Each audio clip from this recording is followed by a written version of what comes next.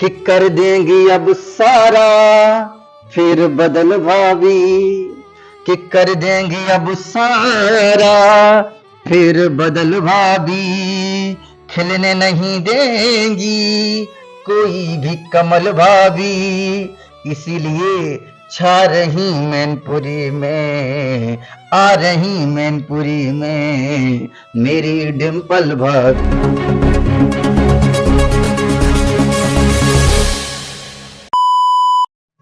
नमस्कार दोस्तों, आप देख रहे हैं RMST भारत। मैं हूं प्रशांत यादव। आज हमारे साथ जो मौजूद हैं उनका परिचय देने की हमें कोई जरूरत नहीं है, उन्हें हर कोई जानता है। राजीव नागर हैं, हमारे प्रिय मित्र हैं। हमेशा से इनकी ये क्वालिटी रही है, ये हमेशा गीतों को कहीं ना कहीं देश को, समाज को अपनी लेखनी से सुधारने का इन्होंने काम किया है। कहीं भ्रष्टाचार होता है उस पर भी गीत लिख देते हैं, कहीं कुछ भी होता है उस पर भी ये अपनी लेखनी का प्रयोग करते हैं। आज हमारे साथ मौजूद हैं राजीव नागर। इन्होंने समाजवादी पार्टी की प्रत्याशी डिम्पल यादव के ऊपर एक गीत लिखा है, वो आज हम इनसे सुनेंगे और आपको भी सुनाएंगे। बने रहिए हमारे साथ। मेरा नाम राजीव कुमार है, मैं करहल में रहता हूँ और मैं अपनी कविताओं से अपने गीतों को समाज का आईना दिखाता हूँ, और जहाँ पर जैसी विशेषता पड़ती है मेरी लेखनी चल पड़ती है।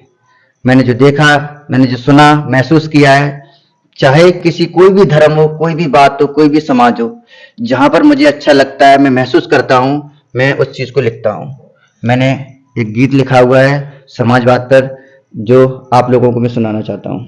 अच्छा, केवल समाजवाद पे ही क्यों लिखा, भारतीय जनता पार्टी पे क्यों नहीं लिखा? क्योंकि मैं जब से मैंने देखा है कि समाजवाद से हमारे नेताजी ने, हमने जब से सुध संभाली है, नेताजी ने हमारे यहाँ पर बहुत सारे काम किए हैं और उन्होंने एक अलग ही छवि बनाई है, जो एक बच्चा बच्चा भी अगर नेताजी के नाम से जानता है तो उनके कर्मों से, उनके एक कामों से जानता है। तो और मैं यहाँ का रहने वाला हूँ, तो मैं यहाँ देखता हूँ, और उन्होंने जो काम किया है वो सारे काम सार्थक किए हैं, अच्छे किए हैं, जनता के हित में किए हैं। हम राजीव जी से निवेदन करेंगे कि जो उन्होंने ये जो समाजवादी पार्टी की तरफ से जो प्रत्याशी हैं डिम्पल यादव, उनके लिए ये जो गाना लिखा है वो हम आइए आपको सुनवाते हैं। जी, मैं गाना सुनाता हूँ। कि सारी समस्या का निकालेंगी हल भावी, कि सारी समस्या का निकालेंगी हल भाभी, बाबा की आंखों में भर देंगी जल भाभी, बाबा की आंखों में भर देंगी जल भाभी, छा रही मैनपुरी में, आ रही मैनपुरी में मेरी डिम्पल भाभी, छा रही मैनपुरी में मेरी डिम्पल भाभी, कि सारी समस्या का निकालेंगी हल भाभी, विरोधी की आंखों में भर देंगी जल भाभी, छा रही मैनपुरी में, आ रही मैनपुरी में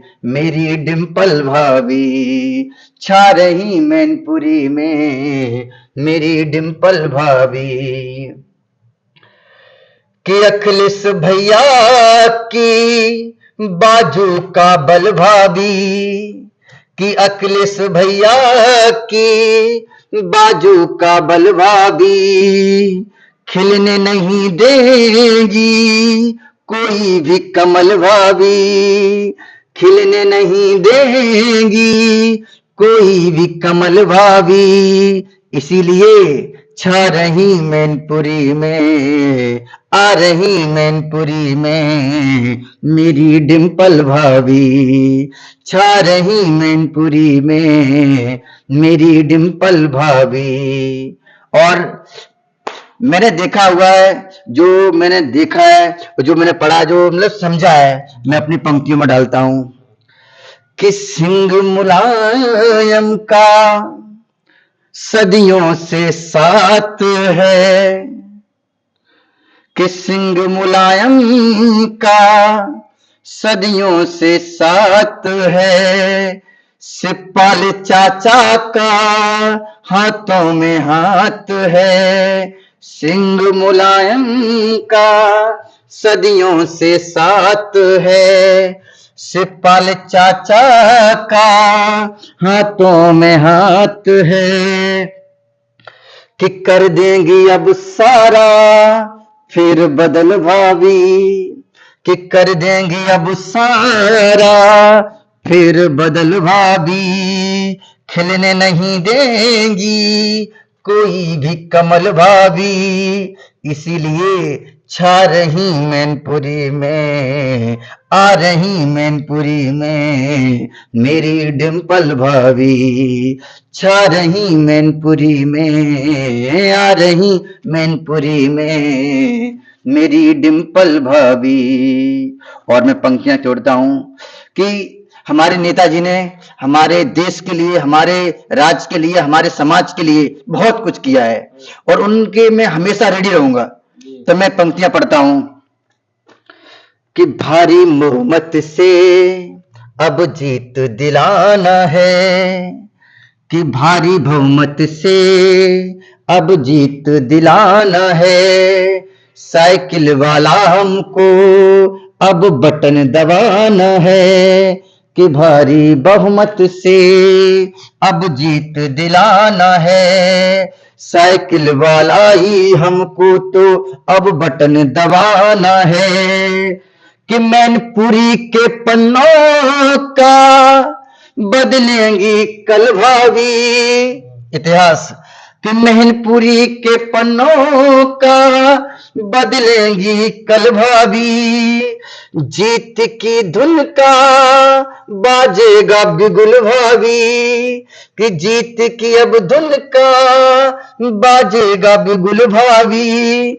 इसीलिए छा रही मैनपुरी में, आ रही मैनपुरी में मेरी डिम्पल भाभी, छा रही मैनपुरी में, आ रही मैनपुरी में मेरी डिम्पल भाभी, सारी समस्या का निकालेंगी हल भाभी, विरोधी की आंखों में भर देंगी जल भाभी, आ रही मैनपुरी में, छा रही मैनपुरी में मेरी डिम्पल भाभी, छा रही मैनपुरी में मेरी डिम्पल भाभी, मेरी डिम्पल भाभी, मेरी डिम्पल भाभी। अच्छा, ये आपके दिमाग में ये कैसे आया है कि हमें डिम्पल के ऊपर ही कविता लिखनी चाहिए? कि एक गीतकार के लिए वो भाव ऑटोमेटिक आ जाते हैं कि जब किसी की अच्छाई दिखती है, जब किसी के नेक काम दिखते हैं, जब किसी की मेहनत दिखती है, तो उसके लिए एक लेखक की कलम चल जाती है।